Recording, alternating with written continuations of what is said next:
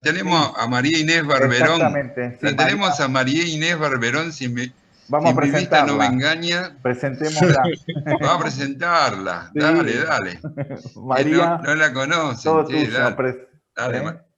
Bueno, ¿pudiste bajar el correo, Sí, Carlos? sí, ya tengo Lo todo. pueden ver, lo que preparamos es como para que ellos vayan siguiendo la charla, si eso Lo resulta más. pongo para compartir entonces ahora. Claro. Aguántame, a ver, acá está esto. Y espero que voy a ir acá a presentación, ¿no? Sí, que se vaya, creo que sí, yo soy... Bueno, espera. Ahí, a ver. Ahí. Ahí se ve, perfecto. Bueno, vamos Listo. a hacer una breve introducción respecto de cómo ha sido el sistema de actualización de remuneraciones desde la entrada en vigencia de la Ley 24241.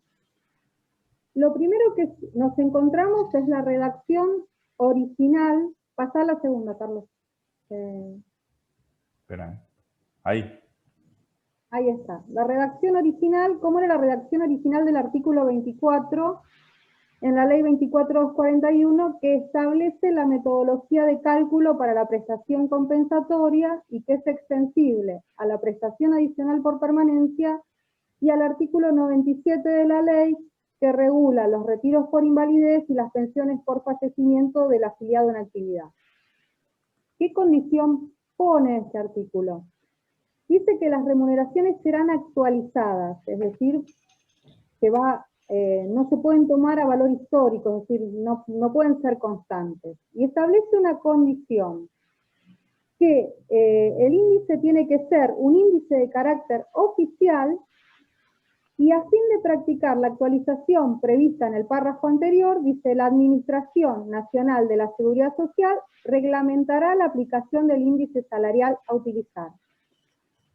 O sea que en la redacción original del artículo 24 de la ley 24241, la ANSES no era solo autoridad de aplicación, sino que contaba con la facultad para establecer el índice. Eso lo hizo la ANSES. Si pasamos a la segunda pantalla, a la que sigue, Carlos, ¿puedes pasarlo? Lo paso yo, para que lo vayan siguiendo. Ahí. Ahí está. En la resolución 63 del 94, la ANSES establece el índice para utilizar para la actualización de las remuneraciones, el índice del salario básico del convenio de la industria y la construcción, por resultar el más adecuado a los fines de la ley. El doctor Jauregui, que de historia conoce mucho y ha batallado mucho en materia de reajustes de haberes, en realidad muchos dicen que daba menos el ISBIC en ese momento, que por ahí quizás el motivo por el cual lo eligieron fue este precisamente. Ahí nosotros nos vamos a encontrar en esta etapa con dos inconvenientes, es decir, cuando se empezaron, si apelamos a nuestra memoria, a iniciar juicios de reajuste de haberes en el marco de la ley 24241. La mayoría de los juicios se inician con el periodo posterior a la salida de la convertibilidad. ¿Por qué? Porque ahí los beneficios jubilatorios quedaron inmovilizados, se mantuvieron constantes. Los salarios para establecer el haber inicial estaban congelados a marzo del 91 y no tenían ninguna clase de actualización. Entonces, ahí los problemas que debíamos enfrentar era que las remuneraciones se actualizaban solamente hasta marzo de 1991, esa era la ley de convertibilidad, la ley 23.928, que prohibió todo tipo de indexación monetaria, de precios, variación de costos, y a la vez, con posterioridad a eso, el artículo 7 de la ley 24463. ¿Cómo se superó esto? El primer hito lo tenemos con el fallo Sánchez de la Corte Suprema de Justicia de la Nación, que si bien es un fallo que aplicó para las leyes 18037, después es el que sirve de fundamento para resolver reajustes de ley 24241. ¿Por qué es esto? Porque la Corte dijo que la ley 23.928 no constituía ninguna clase de impedimento para la movilidad, es decir, que no influía en eso, que los salarios, hace hincapié en que los salarios se siguieron incrementando y que no impedía la actualización de los beneficios jubilatorios, de los beneficios previsionales. En este caso, la Corte resuelve esto sin necesidad de declarar la inconstitucionalidad de la Ley 23.928. En base a este fallo de la Corte, el primer antecedente que yo recuerdo porque fue relevante, que se dio a conocer en el marco de la Ley 24.241, fue el fallo Zagari.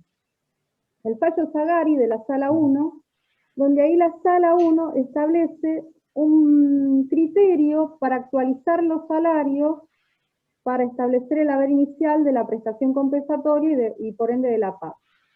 Y utiliza para actualizar los salarios el índice, el ISBIC, o sea, ordena la actualización de los salarios con el ISBIC, aplicando el mismo índice que había elegido el ANSES en las resoluciones que había reglamentado para la actualización de las remuneraciones.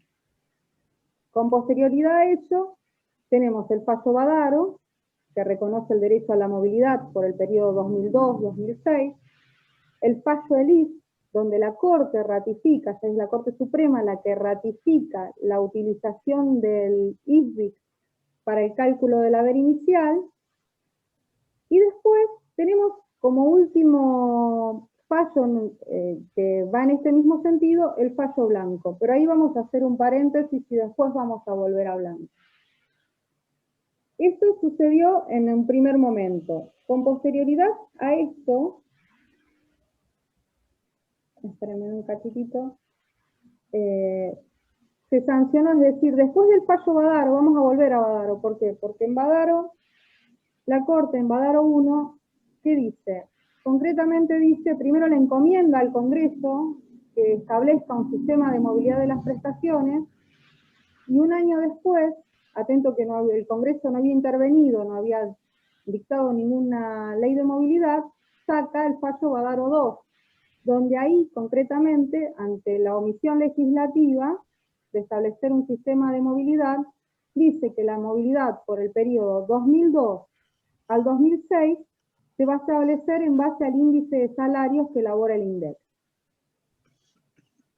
En ese momento, sin perjuicio de los aumentos que venía dando el Poder Ejecutivo Nacional. ¿Por qué? Porque acuérdense que en el año 2007 el primer aumento que se da por ley se da en enero del 2007 y después hay unos aumentos sucesivos. Y en todo el periodo por el cual la Corte resolvió aplicar la movilidad en base al índice de salarios del INDEC, eso es del 2002 al 2006, hubo un único aumento de carácter general que comprendía a todos los beneficiarios del régimen público, que fue el del 11%, que si no me falla la memoria, fue en junio del 2006.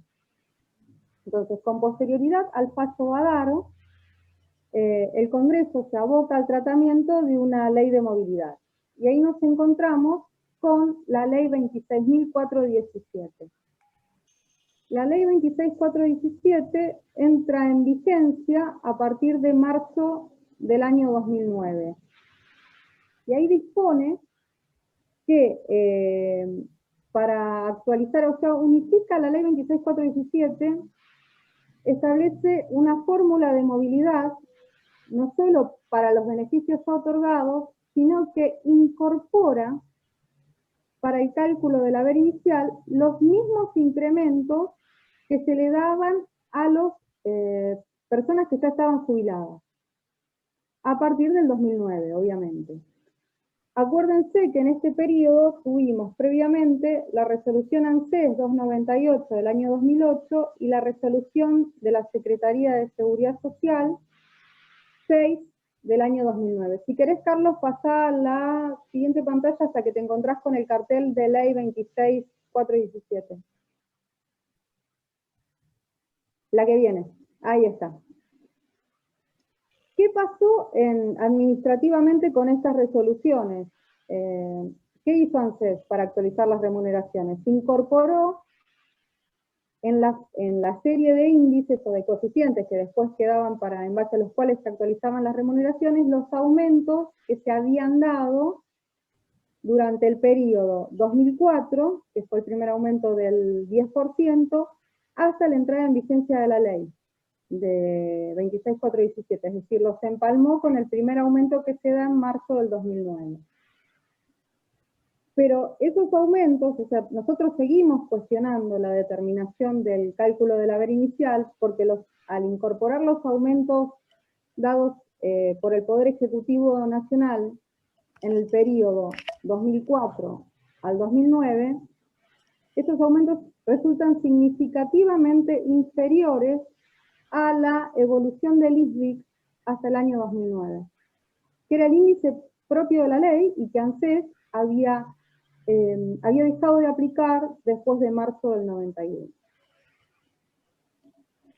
Posteriormente, ya estamos en el año 2016, se pretende introducir por decreto una nueva modificación para determinar el haber inicial. Carlos, pasa a la siguiente pantalla. ¿Acá? Ahí, perfecto, sí, está genial. Se introduce una nueva modificación respecto de la determinación del haber inicial de las prestaciones que se otorguen con posterioridad a agosto del 2016.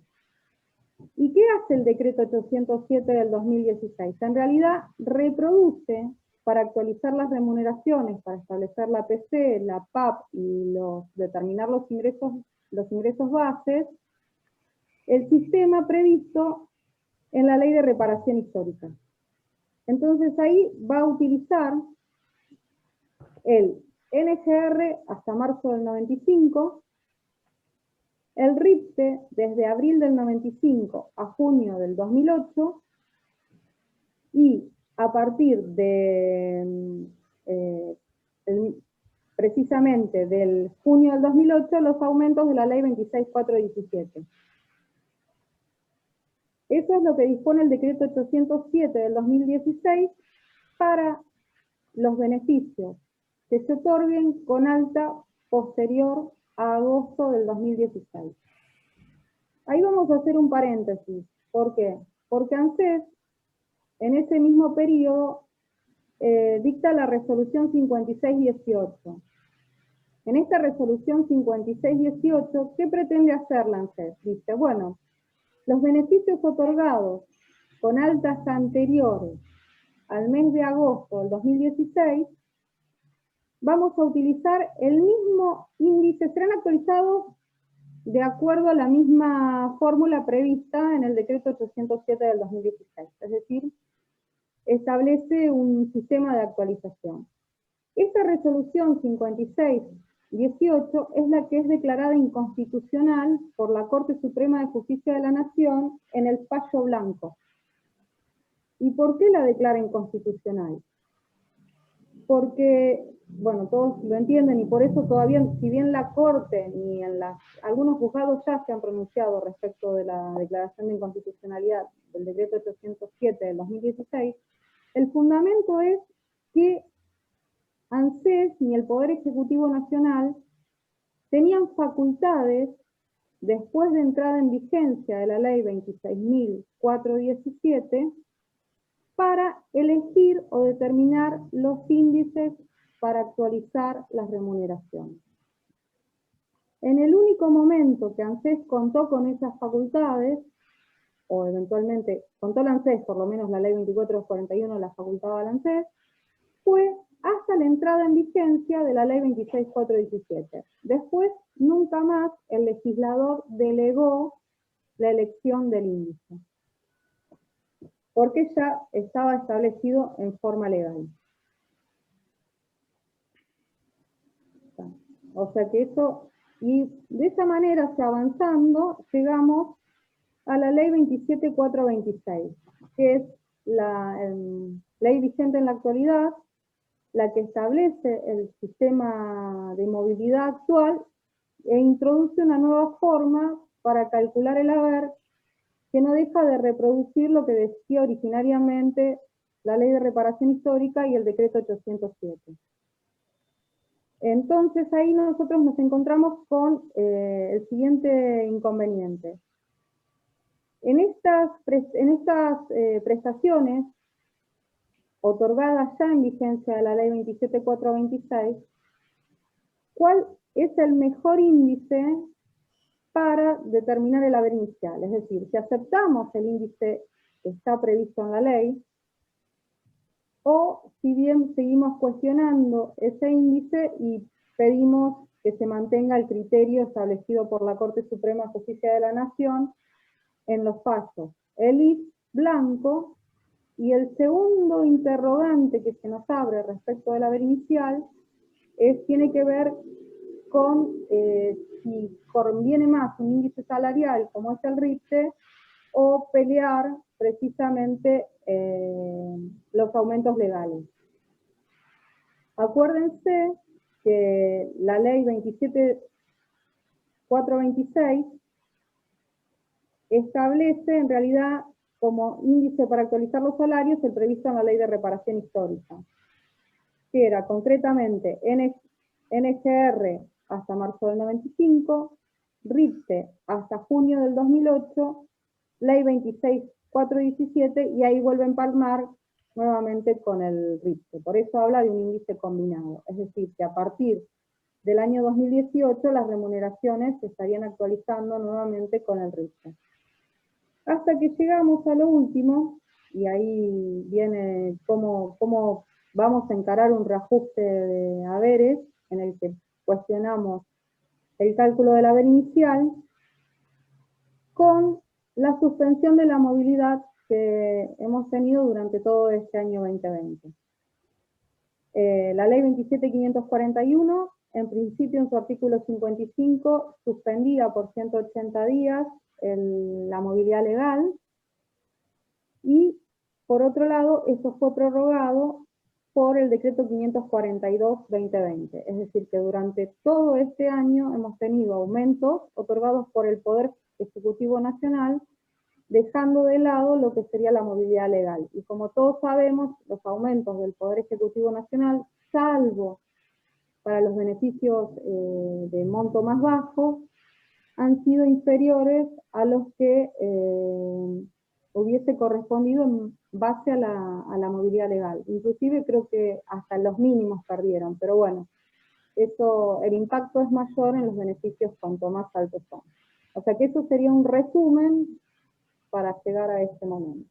El resumen en cuanto a en qué debemos atacar nosotros, que estamos cuestionando en realidad el artículo 3º de la ley 27426, que establece cómo se actualizan las remuneraciones, y en función de eso, cuál sería el índice que nosotros deberíamos usar, y en base a lo que hablamos, ¿no? Con usted. Sí, Mari, está muy bien, Mari, está muy bien lo que dijiste.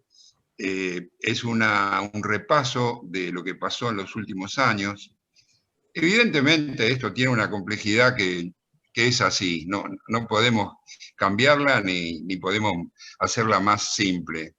Todas estas cosas que pasaron son como las relató Mari, pero yo creo que ya podemos simplificar la cuestión con una especie de tajo, ¿no? El tajo yo lo haría invocando el caso Blanco. En el caso Blanco, la Corte rescató todo lo que había dicho en el IF y dijo que hasta que el Congreso no estableciera el sistema de movilidad, que justamente lo hizo la 27426, vale decir que hasta que entró en vigencia la 27426, y para los ceses o fechas de adquisición, a mi modo de ver, y de acuerdo con María, hasta la fecha que la ley entra en vigencia, alrededor del 28 de diciembre del 2017, todos los ceses, todas las fechas de adquisición que hayan ocurrido hasta ese día, tienen derecho a que se calcule su haber inicial con el fallo ELIF. Se les calcule el haber inicial y se les dé la movilidad con el fallo ELIF. Digamos que este corte es fundamental y no puede caber ninguna duda que es la doctrina judicial. Digamos que a nivel cálculo, el encadenamiento del IF, porque el IF lo que hace es empalma el IFBIC al mes de febrero del 2009 con la cadena de los aumentos, eso da una actualización muy buena, mejor a cualquier índice. Por eso que podemos decir que la época de oro de los reajustes se vivió, no sé si estás de acuerdo conmigo, Martín, la época de oro, en cuanto a actualización y a movilidad, se vivió con la 26.417. ¿Por qué? Como lo dijo Mari, cuando sale la ley de reparación histórica, el objetivo principal del ANSES era eliminar el ISBIC, porque el ISBIC, como índice de actualización, era muy favorable. Entonces, en la ley de reparación histórica para las ofertas, se elimina el ISBIC y se hace una cadena para trabajar la 24241, se hace una cadena de índices que empieza, como lo dijo Mari, con el NGR, el índice de nivel general de remuneraciones, a marzo del 95, luego el RIPTE hasta junio del 2008, y luego aumentos. Ese encadenamiento de índices da sumas muy inferiores, para haberes anteriores al 2009, y actualizaciones muy inferiores al ISBIC.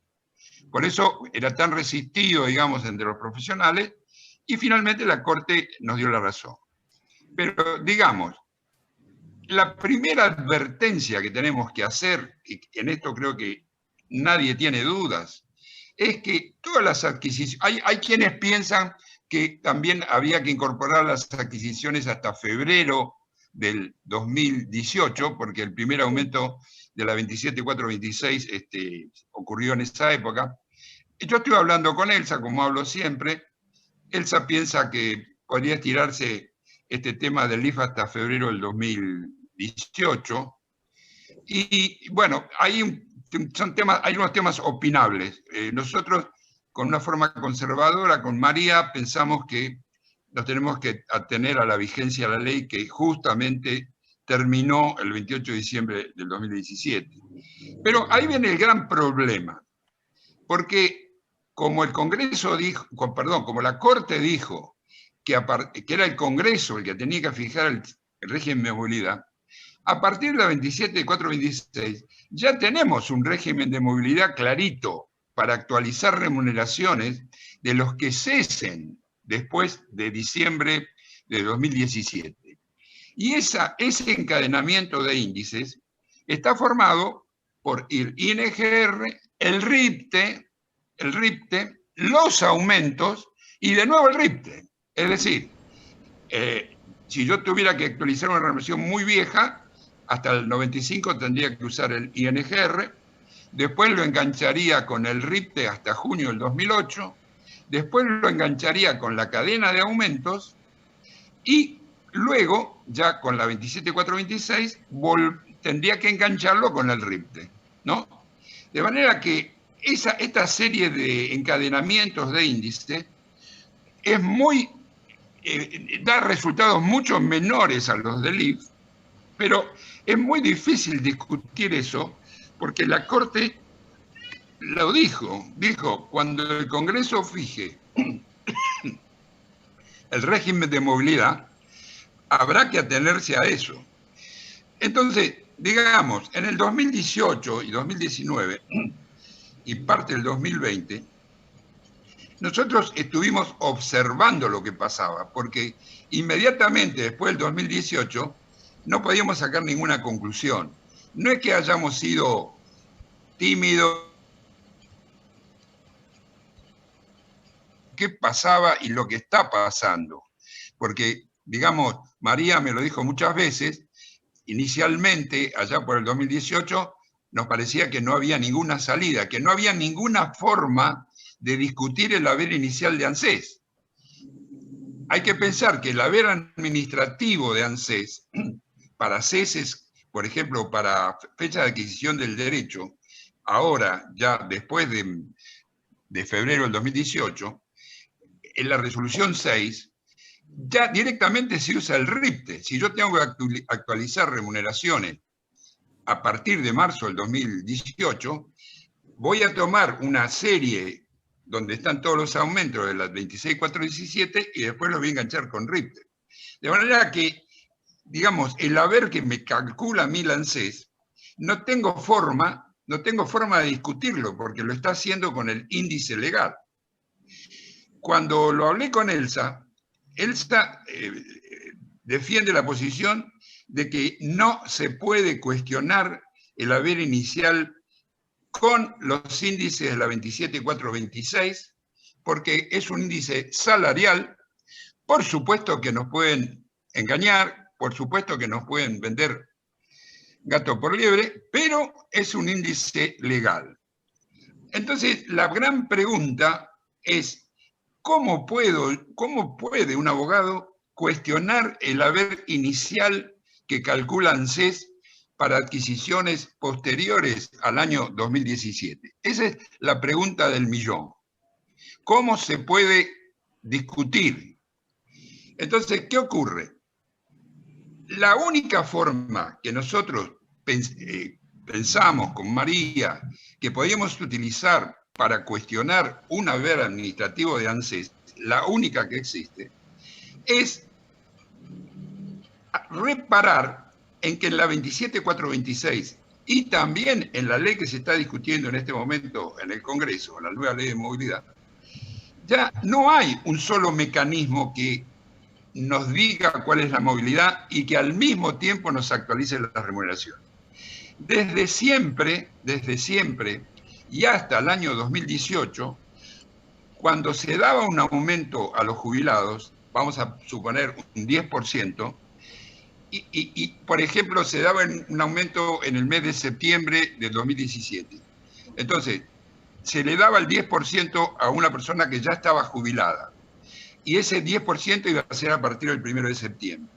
Entonces, ¿qué pasaba? La persona que estaba trabajando y que se jubilaba el 2 de septiembre, por decir algo, el 15 de septiembre, se tomaba la serie de índices de coeficiente de actualización de remuneraciones y se las incrementaba en un 10%, con lo que se conseguía que era igual cesar el 31 de agosto, el 28 de agosto, que cesar el 2 de septiembre.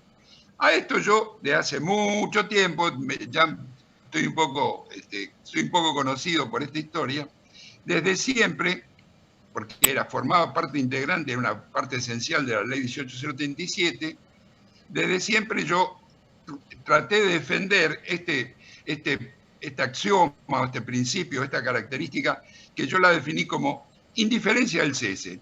No me importa cuándo cesaste, si cesaste antes o después del aumento. Los saberes van a coincidir, siempre que se trate de las mismas remuneraciones, ¿no? O remuneraciones de igual valor adquisitivo. Entonces, esto era a mi modo de ver, era algo muy, muy justo, porque no generaba ninguna diferencia entre los jubilados.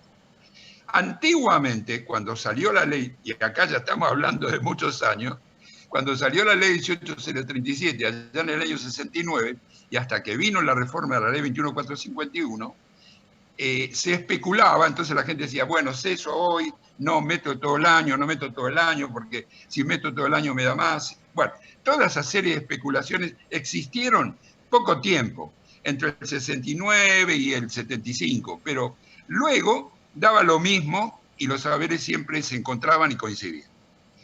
Cuando sale la 27.426, yo hice una crítica a la ley, además del tema de la retroactividad que luego se concretó en Fernández Pastor, yo señalé que la ley estaba creando un mecanismo que iba a producir incoherencias y desigualdades. ¿Por qué?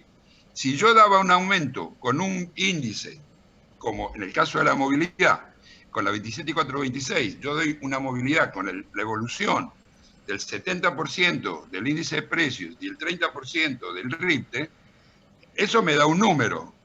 Pero si yo actualizo las remuneraciones de los que se van a jubilar con el RIPTE, eso me da otro número. De manera que desde marzo del 2018 tenemos que hay una dicotomía, que hay una divergencia y que una persona, si cesa antes o después del aumento, puede cobrar más o menos que el compañero que tiene la misma remuneración. Entonces, una forma de generar un juicio de reajuste, la única que yo en este momento con María hemos descubierto, es decir, todos los jubilados tienen que ser iguales, son iguales ante la ley, todos tienen que tener el mismo haber, y no es posible que porque una persona cese antes o después de un aumento cobre más o cobre menos. Entonces, como el criterio para nosotros que debe imperar es el de la movilidad, nosotros consideramos que la serie que tenemos que usar para actualizar las remuneraciones va a ser la serie de la 27426, pero a partir de marzo del 2018, empalmada con los aumentos, no con el RIPTE. Y lo que estamos viendo ahora es que la serie de la ley empalmada con los aumentos puede dar mejor haber inicial que la serie legal que maneja únicamente el RIP. Por eso, comprendo que este es un tema complejo. Yo le he escuchado o he estado presenciando un poquito la escuelita y me doy cuenta que hay gente que está empezando o que está, digamos, en sus comienzos. Y esto que yo estoy diciendo, pensemos que lo entienden muy bien los expertos en esta materia. Tenemos que admitir que todo esto que estamos hablando es pan de todos los días para los que nos movemos en esto, pero para los abogados jóvenes, evidentemente, es un pequeño problema. De todas maneras, la escuelita lo que pretende es acercar ese conocimiento, porque sería, digamos, el primer movimiento que nosotros estamos haciendo para establecer con qué criterio se puede cuestionar un haber de ANSES. El único, a mi modo de ver, es este. ¿Y qué ocurre? El aumento de la ley de la 27426 o de la nueva ley que se dicte y que ahora está en el Congreso, el aumento por movilidad puede ser superior al aumento en los coeficientes de actualización o puede ser inferior. Es decir, tenemos que verlo como algo que puede ocurrir o no. De todas maneras, ya vemos que hay diferencias, que esas diferencias en algunos periodos son importantes, de varios puntos. Por ejemplo, cuando en marzo del 2020 el aumento fue del 2,3 con los 1.500 durante la emergencia, las personas que cesaron después del 29 de febrero del 2020 tuvieron una actualización de sus remuneraciones de más del 9%. Entonces, esa gente que cesó después del 29 de febrero o el 29 de febrero tuvo un haber superior al que concedió la movilidad de marzo. Ese fenómeno se va acumulando y hoy podemos ver con ceses de diciembre que ya se producen diferencias en el haber inicial según yo lo haga con el índice legal o según si yo lo hago con el índice legal hasta marzo del 2018 y de ahí empalmado con aumentos. Ya ahora nosotros estamos viendo esto. Entonces, la receta es muy simple. Tenemos que construir un índice que empalme el índice legal con los aumentos efectivos de la 27426 y de la ley nueva de movilidad que está en el Congreso. Tenemos que hacer ese índice y si queremos solicitar algún tipo de reajuste, tenemos que hacer el cálculo con el índice este que nosotros vamos a crear y compararlo con lo que le liquidó ANSES. El argumento esencial, digamos, que nosotros podemos enarbolar. Ojo, les quiero hacer una aclaración. Yo no tengo la llave del triunfo, yo no tengo la solución perfecta, porque esto va a estar a cargo de los jueces decir si es correcto lo que digo o no. He tenido una conversación muy larga con Elsa, a la que le agradezco mucho porque me aporta ideas, y para ella es perfectamente posible que la movilidad vaya por un lado y que la actualización de las remuneraciones vaya por el otro. Ella me dice que en otros países eso ocurre. Pero acá, en el caso nuestro, nos encontramos con un problema muy simple, que es que si nosotros aceptamos eso, los saberes de ANSES administrativos son indiscutibles. De manera tal que el argumento esencial es la igualdad del artículo 16 de la Constitución Nacional, todos los jubilados son iguales ante la ley, todos los jubilados tienen que cobrar lo mismo, y en base a ese principio se puede generar una causa como para iniciar un juicio de reajuste, siempre que la diferencia lo justifique. Ahora bien, y ya yendo un poquito a lo que pensaba Mari, y esto se lo dedico a ella, Mari, que siempre está pensando en cuál es el mejor índice, también pensó en que con un cese posterior a febrero del 2018, uno podría pretender que la cadena de índices también contuviera el ISBI, que eso serviría para actualizar muy bien remuneraciones anteriores al 2009. Pero a mí me parece que la ley nueva no da para tanto, y si el RIPTE es menor, el argumento de que sea menor pienso que es un argumento débil, porque siempre las leyes pueden modificar un statu quo, una situación, como lo modificó la misma 24241. Pensemos que la 18037 se tomaban los 3 mejores años y la 24241 toma los 120 meses. Ahí, evidentemente, la ley cambió y perjudicó, en general, digamos, perjudicó. De todas maneras, hay dos grandes periodos. Las remuneraciones anteriores al 2009, si uno las actualiza con la cadena del ISBIC, va a obtener una actualización mejor.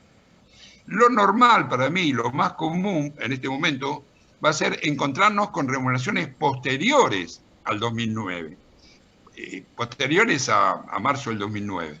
Entonces, la cadena de índices de la ley actual con la serie que nosotros queremos hacer, desde marzo del 2009 hasta diciembre de 2017 es idéntica porque toma los aumentos. Así que ahí no hay ninguna diferencia. Pero si nosotros avanzamos hacia el 2020, ahí puede haber diferencias según que respetemos el criterio de ANSES o que empalmemos la serie de los aumentos de la 26417, que lo empalmemos con los aumentos de la 27426 o con los aumentos de la ley nueva. Es simplemente una idea, no tengo la solución perfecta, va a estar en las manos de los jueces considerar si tenemos o no tenemos razón, si es un agravio digno de que se lo repare o no, pero es lo único que se nos ocurrió y bueno,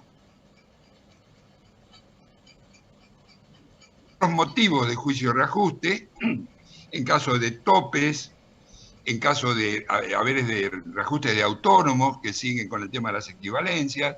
Es decir, hay caso de remuneraciones en negro, remuneraciones que excedan el máximo previsto en la ley. Hay otros motivos, hay otros motivos para pelear los reajustes, pero digamos que en los casos comunes en que no se vean afectados los topes, la única forma de discutir un haber administrativo sería pretender que la cadena se empalme con los aumentos, únicamente con los aumentos, a partir de marzo del 2018. No sé si he sido claro, no sé si me entendieron, Mari, no sé, Martín. Muy claro para mí. Sí, yo también me pareció bastante claro. Va, claro, en realidad.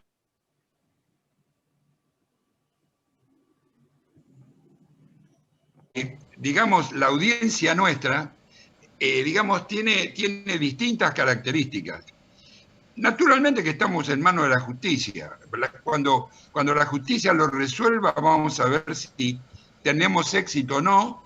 Tenemos mucho recorrido en esta materia. Piensen que hemos discutido haberes de la 18037, el Chocobar, el Sánchez, hemos discutido haberes con Badaro, hemos discutido haberes con el IF.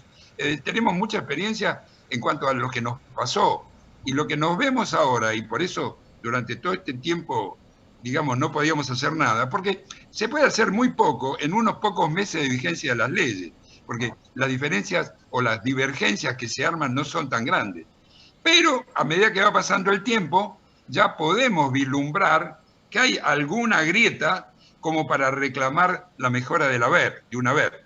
No sé si estás de acuerdo, Mari. Sí, perfecto, súper claro. Yo lo único que quería como destacar es que lo que dijo usted, es decir, una vez que nosotros, porque cuando evaluamos un juicio de reajuste, hay determinadas cuestiones que afectan los saberes y fundamentalmente cuando las personas percibieron salarios elevados. El primer límite nos encontramos con la resolución 6 del 2009 de la Secretaría de Seguridad Social, que tiene que ver con el límite de la remuneración actualizada. Entonces, si superados todos esos, si eso nos está perjudicando, es importante también cuestionar los índices de actualización, porque eso impacta en el haber inicial, o sea, y que es el piso para la posterior movilidad. Entonces, evaluar primero todas esas condiciones, o sea, todo el sistema les permite a ustedes establecer cuáles son los topes que afecta el haber, qué pasa con la remuneración cuando la actualizamos, y bueno, lo que dijo el doctor es como abrir una puerta para cuestionar precisamente la última ley que establece el modo de determinar el haber inicial. Con posterioridad. Podríamos hacer, Mari, podríamos hacer un inventario muy rápidamente de todas las causas posibles, de todas las causas.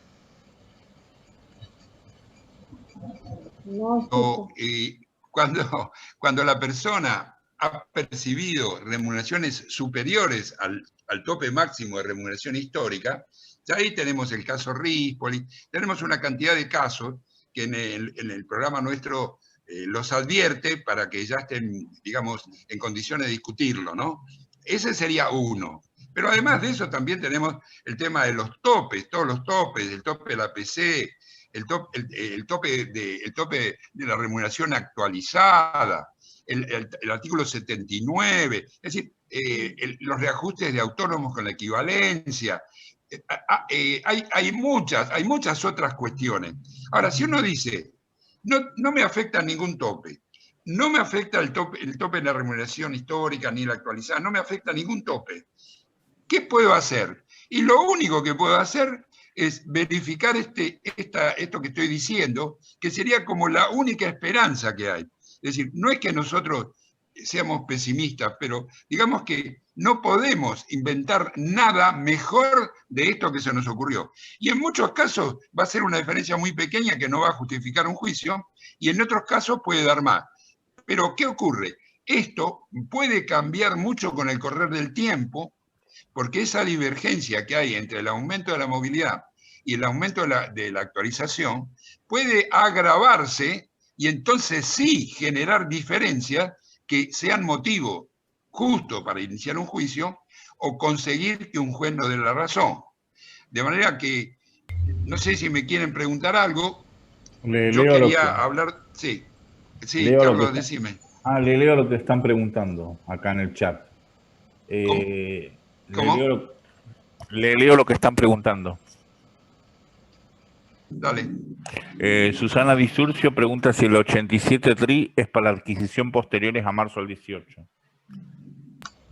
No. Ahí está, muy buena.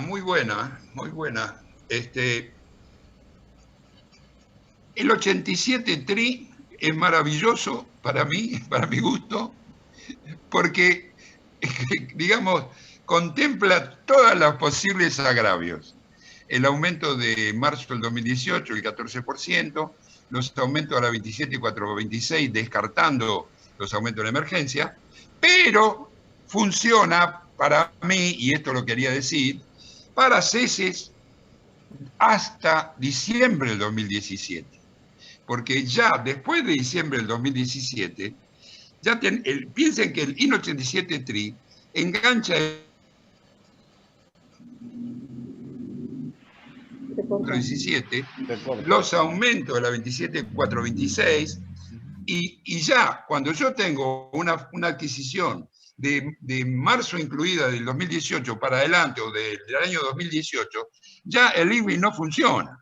De manera que en el índice nuevo que nosotros tenemos que construir para trabajar los ceses posteriores a febrero del 2018 o a diciembre de 2017, el índice ese nuevo que vamos a construir no va a tener el INVI, va a tener lo que dice la ley de reparación histórica y lo que dice la ley actual, va a tener la cadena del NGR, RIPTE, aumentos RIPTE, ¿no? Y a partir de marzo, con la idea que yo estoy tirando, lo vamos a empalmar con los aumentos de la movilidad, no con el RIPTE. Y ahí nosotros vemos que es la única forma en que podemos cuestionar la verde de ANSES.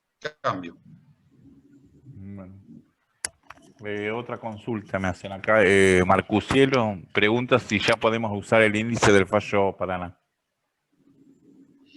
Mira, el año 2020 se está acabando. Yo he trabajado muchísimo, estoy trabajando mucho con los programas, con todos los días tengo un problema nuevo. Sí. El IN 87 TRI ya lo tienen para ceses hasta diciembre de 2017 y con ese se pueden manejar bien. El nuevo índice lo tengo que hacer, pero piensen que quedan días, seguramente lo voy a hacer antes de fin de año, pero ténganme un poco de paciencia porque trabajo mucho. Acá hay otra consulta de la doctora Bosa.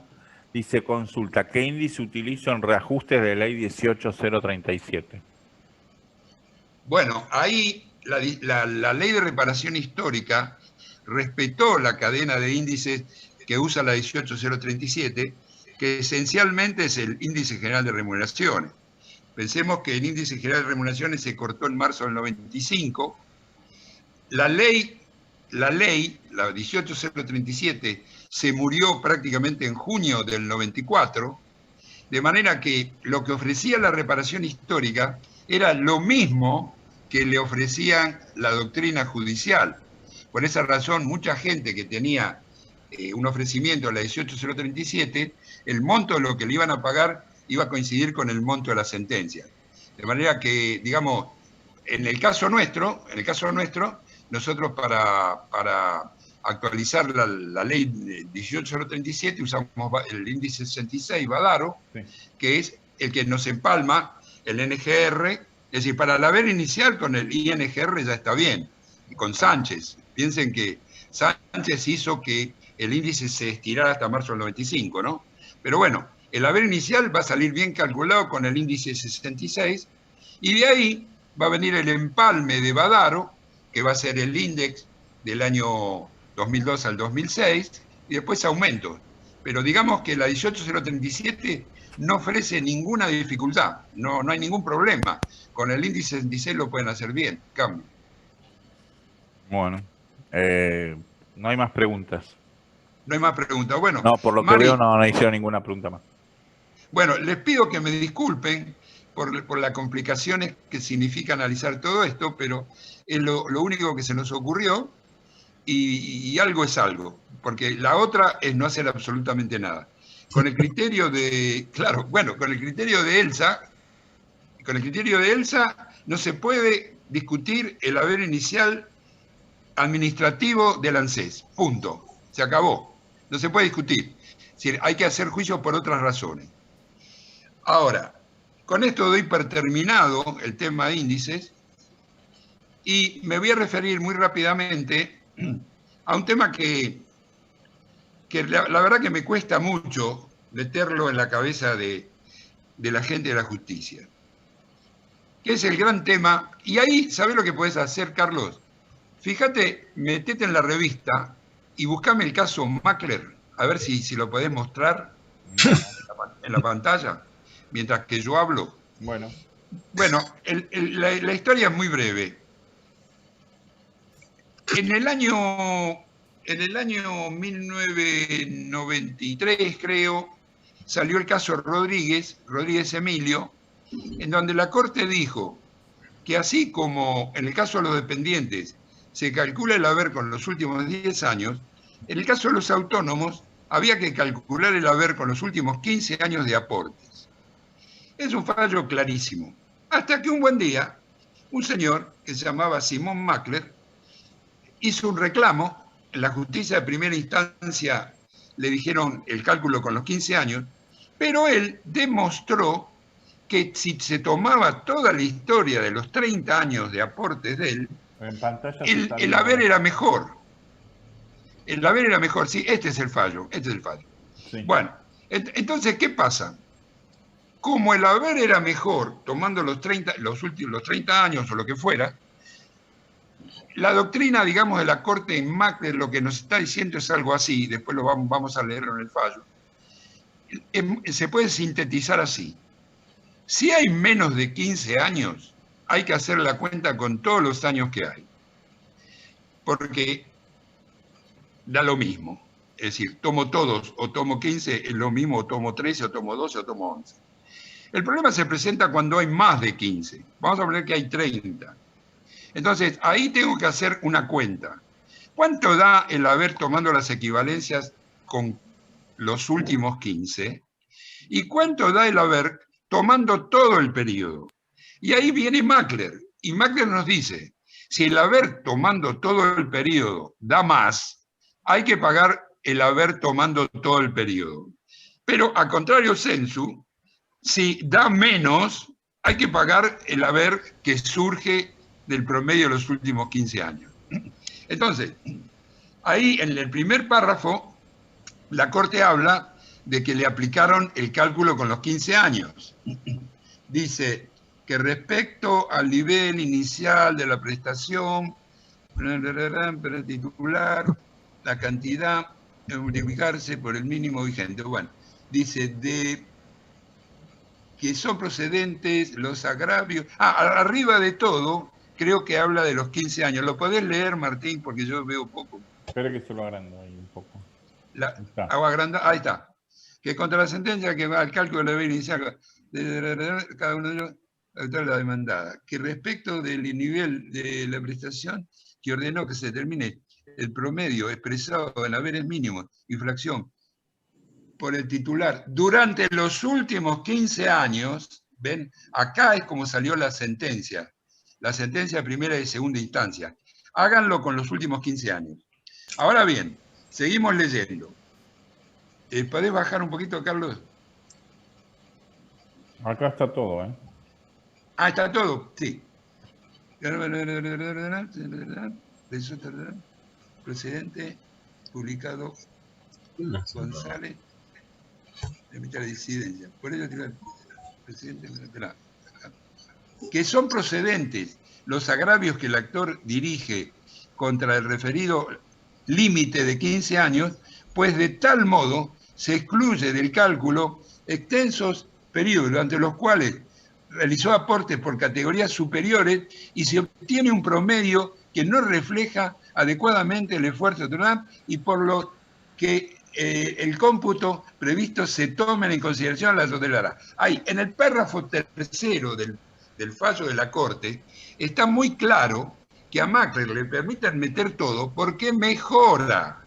Si no mejora, Mackler no existe. Sería un Mackler negativo. La justicia, yo creo que ha entendido, ha leído todo esto, como que Mackler deroga a Rodríguez. Y esto no es cierto. Este fallo de Mackler complementa. Bueno, pero redondeo y termino. Sí. El fallo Rodríguez es la regla básica. Mackler es una excepción, salvedad de Rodríguez. Si el haber con Rodríguez da más que con Mackler, Mackler es inaplicable. Porque no se puede tomar el peor de los dos. La Corte lo que daba más que los últimos 15. ¿Quedó claro un poco lo que dije o no se escuchó nada? Sí, acá, por ejemplo, Disurcio dice, hay un error de concepto en algunos jueces, como si Mackler dejara sin efecto a Rodríguez, dice. Exacto.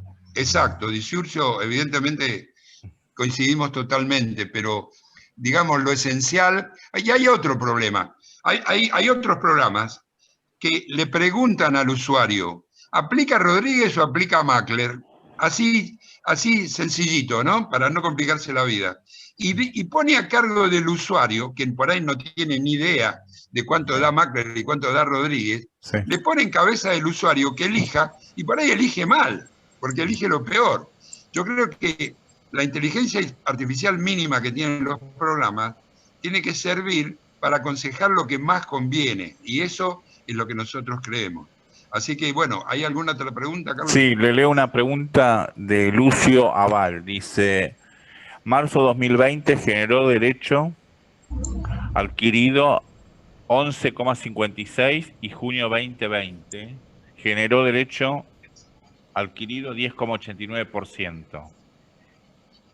Entre ambos es un 22,45%, sin perjuicio de ello los decretos de emergencia solo pagaron un 14%, 2,3 y 6,12 respectivamente. ¿Qué pasa si la nueva ley de movilidad no devuelve esos porcentuales de vengados, adquiridos y temporariamente suspendidos? Bueno, nosotros como abogados tenemos una responsabilidad hacia nuestros clientes, y cuando nosotros establecemos un índice o hablamos de un tipo de reclamo, siempre vamos a nuestro reclamo máximo. El reclamo máximo es pedir todos los aumentos que hubieran correspondido con la ley suspendida. Todos. Los de marzo, todos los que hubieran correspondido. Depende del haber. A veces la diferencia es mayor, otra diferencia es menor. En muchos casos yo calculé diferencias que dan menos del 15, pero en haberes mayores por ahí superan el 20 o el 25. Digamos que hasta el momento, digamos, hay 4 fallos de la justicia de las cámaras del interior, que son el de Salta, el de Bahía Blanca, el de Mar del Plata y ahora el de Paraná. En el de Paraná claramente se dice que el jubilado tiene derecho a todas las diferencias, a todas las diferencias. Por eso la idea nuestra es que hay que pedir todas las diferencias, porque hasta ahora, digamos, es lo máximo que podemos hacer, y con lo cual cubrimos nuestra responsabilidad. Cambio. Lucio, no sé si está respondida la consulta. ¿Me escuchás, Lucio? Hola. Sí. Hola. ¿Cómo les va? Hola. Sí, habla Lucio Aval de Mar del Plata. ¿Qué tal, Lucio? ¿Cómo te va? ¿Cómo andas? Bien, sí, Bien. estamos al tanto de los fallos, de estos 4 fallos que vos decís. Y mi pregunta en realidad va un poco por el lado de, yo lo que entiendo es que el 11,56 de marzo del 2020 y el 10,89 le encuentro alguna similitud con el tema de lo de Fernández Pastor, con el tema de los derechos adquiridos, Sí. los derechos Sí. de vengados. Y Sí. yo entiendo que la ley de emergencia es lógico que pueda suspender esos derechos y pagar menos, pero en algún momento los tiene que devolver. Claro. Bueno, pero la forma de cubrir nuestra responsabilidad es reclamarlo. Sí. De manera que yo creo que es lo único que se puede hacer, reclamarlo, y Dios dirá. Yo planteé en un trabajo que hice a mediados del 2020 que hay grandes temas que están a cargo de la justicia, que son, primero, si hay que pagar todo lo que no se pagó. Es decir, si hay algún límite, como ha habido con el caso Quiroga, con el caso Actis Caporales, si hay algún porcentaje de confiscación tolerable, que en el caso del fallo de Paraná no lo veo. Parece que el primer tema es decir, el jubilado tiene que soportar alguna quita sin que...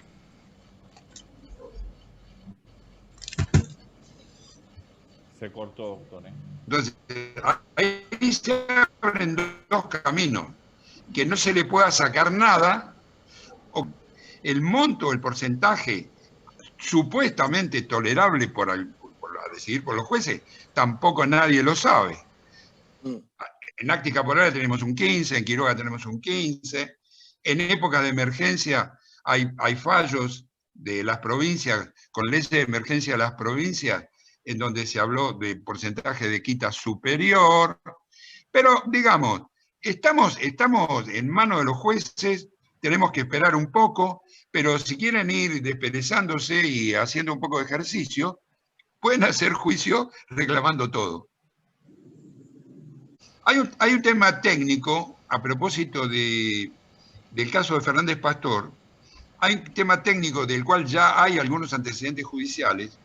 Cuando uno reclama y le conceden el 14% en marzo del 2018, como ese aumento tomó en cuenta para determinarse el segundo semestre del 2017, a mi modo de ver, no se puede pretender además el aumento de junio.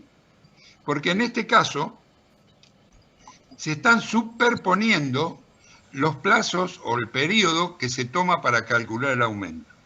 Por eso, y esto no lo cree ni el mismo Fernández Pastor, porque Fernández Pastor está ilusionado en cobrar un 8% de diferencia, y a mi modo de ver, lo único que puede cobrar es un 2%, porque si yo te doy el 14, no te doy el junio, te doy recién en septiembre, entonces la diferencia entre lo que te doy y lo que hubieras conseguido o lo que conseguís con la ley es nada más que 2 puntos.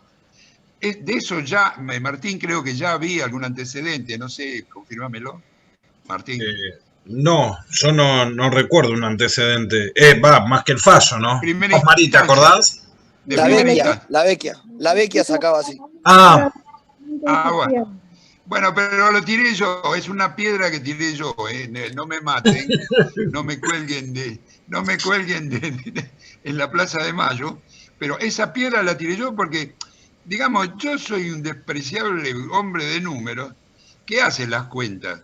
Yo sé que a todos nos gusta cobrar más, a que todos nos gusta que nos dé más el monto, que nos dé más el reajuste, bla, bla, bla, pero también los jueces están jugando este partido. Y una superposición en los periodos que se toman para conceder el aumento es inconcebible.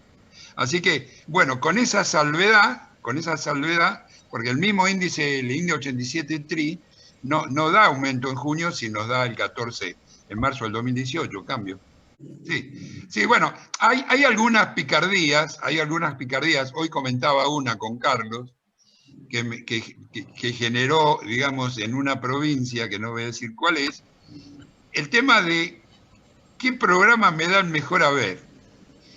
Bueno, yo cuando tengo que hacer eso, soy un fanático de la precisión. No voy a deformar nada para que ningún suscriptor mío cobre un peso que no le corresponde.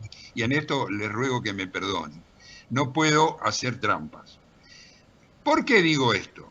Porque comparaban un programa mío con otro programa y ¿qué ocurre? En un caso Badaro, lo van a entender los que ya tienen experiencia en esto, ¿no? En un caso Badaro, había un tema de cálculo un cálculo de reajuste de autónomos. La fecha de adquisición, septiembre de 2006.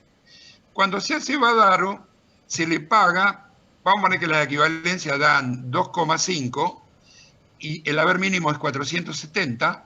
Entonces me dan 2,5 por 470 y sale un haber de 1.175 pesos, por ejemplo, ¿no? ¿Qué pasa? El programa mío agarra 1.175 y le dan los aumentos del índice de salario del INDEC entre septiembre y diciembre, nada más, que es un 4%, y después me da el 13%, con lo que llego a un total del 17%.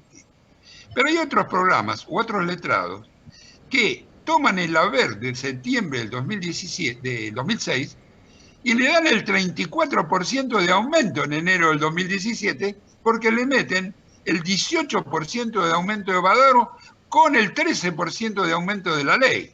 Entonces, ¿qué pasa? Ahí sale un haber doble en ese momento, se duplica el aumento de manera artificial y de manera incorrecta. Por eso que guarda con las picardías. Yo no soy partidario de ese tipo de cosas porque considero que las cuentas se tienen que hacer correctamente. Cambio. Pero, escuchen, pero lo que podemos pretender es que las cuentas sean derechas. tenemos que pretender que las cuentas sean bien hechas. Sí. Porque de esa manera podemos discutir y podemos luchar, pero no podemos hacer trampa, no podemos siendo, para una persona que adquirió derecho en la mitad del año 2006 o en el mes de noviembre de 2006, no le pueden dar el 18, le tienen que dar la parte que corresponde, ¡pum! Sí, Bueno, creo que está bien, no sé si hay alguna otra cosa. No, acá preguntaban, Villalobos dice, ¿podrían pasar el nombre de los fallos? Y si estaban en la revista. El nombre de los fallos, que están los fallos, Marinés, en el PowerPoint de Marinés están los fallos que ella mencionó, que son los principales. Los principales fallos que tienen que conocer si quieren entender algo es Chocobar, Sánchez, Badaro 1, Badaro 2, Elif. Los fallos que mencionaba, por ejemplo, Mari, Zagari, son cosas del pasado. En el programa nosotros tenemos el inventario de todos los fallos, Campolongo, montones de fallos que dictó la justicia hasta que se resolvió finalmente el tema con el IF.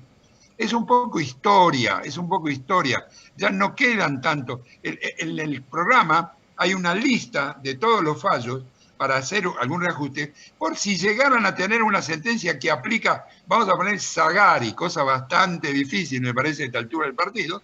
Pero ¿qué pasa? Si luego de Badaro 1 y Badaro 2 conocen el IF, conocen Blanco, conocen Fernández Pastor, ahí empiezan a entender un poco cómo funciona esto. Pero Blanco, por ejemplo, Blanco es fundamental. Yo un poco, como pasó el tiempo y lo fui dejando de lado y me olvidé un poco, pero Blanco está fulminando al decreto 807 en la resolución 56, con lo cual no queda ninguna duda que esas dos normas no sirven para nada, no sirven para hacer ningún tipo de cálculo, no sirven para nada. Pero está en blanco, está dicho en blanco. Esa cadena de fallos que para mí es importante, no hay que meterse con los fallos que sacaba la justicia antes del IF, porque esos son fallos circunstanciales.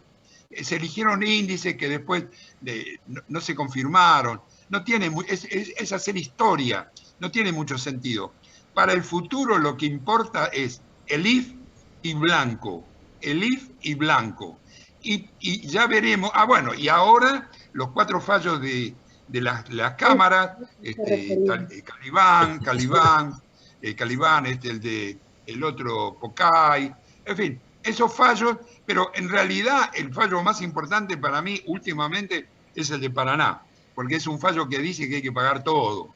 Así que si se quieren agarrar de un fallo, agárrense del de Paraná. Carlos, si querés yo ¿algo más, Carlos? Sí, acá lo que me están preguntando es, uno lo voy a contestar porque dice si pueden compartir el PowerPoint. El PowerPoint ya está compartido porque esto se va a subir a YouTube. Entonces en YouTube cuando miran el Zoom van a poder ver el PowerPoint. Así que ya va a estar compartido. Y acá lo que pregunta una doctora es qué aconseja no hacer cálculo con bajas posteriores a marzo del 18 o un aproximado con el índice 87 TRI, dice. Bueno, no. El índice lo tengo que hacer, le pido que me perdonen. Vengo amenazando con que lo voy a hacer, pero pasan los días y todos los días tengo más trabajo y no lo puedo hacer. El índice que para mí va a ser el índice que va a definir el partido es el que les digo. Sería de allá arriba, el INGR hasta marzo del 95, luego el RIPTE hasta el 2008, que es lo que dice la reparación y lo que dice la fórmula de ANSES, la serie de ANSES. Luego los aumentos a la 26.417 y cuando llego a diciembre del 2017, ahí lo empalmo con los aumentos de la movilidad que correspondía con la 27.426, no con la movilidad de la emergencia. Y luego, cuando salga la ley nueva, empalmarlo con los aumentos de la ley nueva. Ese es el índice para mí del futuro. Pero, insisto, estamos en los últimos días de diciembre, Y si un juicio tarda acá, ¿cuánto tarda? 7 años, 8 años, Martín. Esperemos que no vaya Tiene, a ser. Que tarde 7 años. tiene un par de ferias para hacerlo. Bueno, pero tengan calma, tengan calma.